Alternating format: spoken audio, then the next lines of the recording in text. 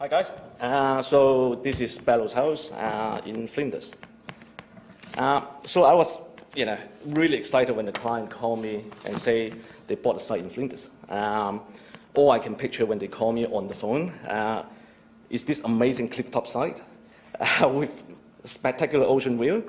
Until I Google the address and find out that it's not. It's actually inland. So this guy here is so inland. The shops in the village are just 500 meters away. Look, the site is a corner site bounded by this path that the local used to go to the back beach. You can see because of this, Flinders Golf Course, it has actually cut off every single possible way to get to the beach except this little path here. Zooming in, north is up the page now. I realized that there isn't actually a consistent kind of character in the area. If you follow that orange line, they are quite loosely kind of laid out and recessive in nature. The road junctions are characterized by open grasslands on either side of the roads. As a result, it's actually really hard to describe the area. There isn't any particular structure or feature or even house number to tell where you are. Completely opposite to my clifftop dream, the site is really flat. The existing home or house was structurally unsound. The client couldn't even open the front door, and I haven't even seen the inside of the house at all. What struck me the most on my first visit is this single row of mature poplar trees. They are about 18 to 20 meters tall along the side road that leads to the back beach. So these are my clients. Caitlin actually met one of them. So Anna, Richard, Beatrice, and Adelaide, I designed their house in the city 7 years ago. So I suppose they have already taken that leap of faith. They know that I will, do the job properly, and and they will love what they get, I hope. The brief was quite straightforward. They just want a holiday house that they can get away from the city, and something that's different from their current home, a house that they can invite and accommodate friends and families over. It's one of my first sketch. From the onset, I wanted a house that is permanent, anchoring in the sands as opposed to a lightweight beach vernacular. It's more of a bunker than a shed, I suppose. I've set myself an urban design task to design something that speaks of its location, to create a dialogue to the streets. However, the real challenge is balance of domestic privacy and how the dialogue is created. Perhaps it's about the marking of the location by adding some heights, something that people can easily remember and see. Recent photos from travel to see Maribotta, Eduardo Souto de Moura, even the toilet block in Lisbon comes to mind. The idea of this frustum pyramid kind of stuck right at the beginning. So yeah, he started from a heavy base, a single-story house, after all. The two facades that speak to the street and addresses that corner. Adding that frustum to do the marking and bringing lights from the top down into the floor plates. Entry from the street, address, and progresses deep into the site. And pushing in various part of the base to create outdoor spaces. The result is an north-facing kind of outdoor courtyard, and we want to create this kind of link visually from the street to the courtyard. And of course, that row of trees, I wanted that morning shadow to cast onto the facade. The result is actually quite a highly layered and articulated form. Although the house is single-story, it's highly visible and recognizable. Just really quickly to bring you through the site. North is on the right now, coming through the gate, garage, workshop attached to it. Coming through that gap, we've got that kind of north-facing courtyard garden. Entry to the house is right in the center, deep inside the floor plate.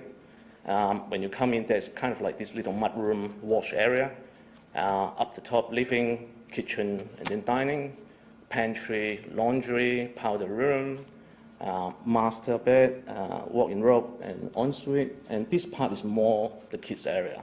Bunk beds, bathtub, shower, two smallish kind of bedrooms for the girls, and the rumpus room.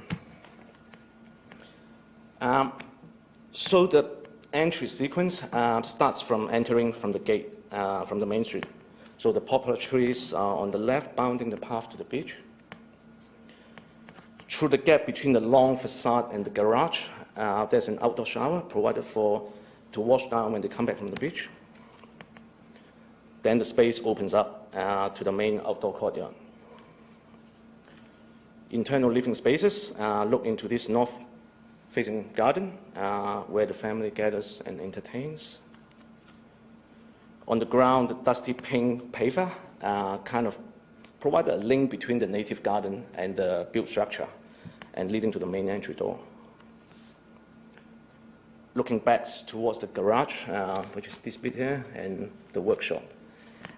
We've worked with Jim Fogarty, the wonderful Jim, on the all-native landscape. He actually owns a house just down the road in the area, so he actually knows like the microclimate of Flinders quite well. And the door opens to the front entry. Once you get inside the house, the frustum roof reveals the internal structure. It's a reverse step concrete pyramid. And looking straight to the second pyramid in the dining area, and the barbecue deck is on the left. The skylight in the center kind of bringing all-day illumination into the dining and the living area. That's the builder, Gareth, the young man who is responsible for this. I have to thank him because he brings calmness and confidence, I suppose, into the project. Of course, the step concrete pyramids, not the first, from Carlo Scarpa, Tomba Brion, to our very own Shrine of Remembrance. Perhaps they have been stuck in my mind all along, but they are not the reasons. At first, I actually wanted to use the white concrete blocks that I've used on the wall to create the structure of the pyramid. But of course, the bloody engineer said I can't, so he uses concrete as the supporting structure. So that kind of defeats the purpose, and I would rather stay true to the material. So I said, look, just expose the concrete as the surfaces. Formworks and Rio on site. It's perhaps at this point where the locals start to call the project or the house the Pyramids of Flinders. Pouring concrete and some local checking it out. And when we strip it, it was a relief, of course, to see they are perfectly formed. And you just see this beautiful texture throughout the day, and you kind of change the color.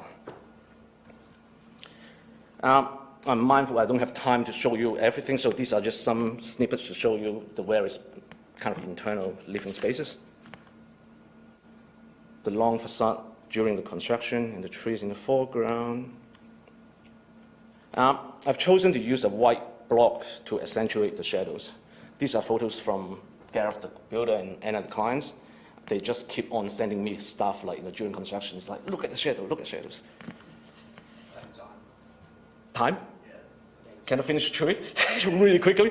The blocks are created, for like articulation screens and stuff, and people stop and see. They will peer in and wonder if this is actually a house.